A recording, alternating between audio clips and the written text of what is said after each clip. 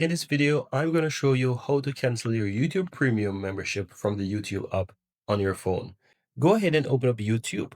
Then within YouTube, click your profile picture in the lower right. Then on the upper right, just click the settings gear. And here in the list, you will find purchases and memberships. Click on it. Now you can see right here which membership you have. And as you can see right here, I have YouTube Premium. So I'm going to click on that. Hey guys, quick one before we continue. You see, my team and I publish simple step-by-step tutorials showing you how to use your favorite apps, its settings, and various features. And so if you're finding these tutorials useful, I'd really appreciate if you hit that subscribe button below to also show some support, and of course, so that you'll never miss out when we release videos coming up every single day. Thank you guys for watching, and let's continue. Now from here at the top, you will see the current plan and you can click on cancel. And that's how you'll be able to cancel your YouTube Premium membership.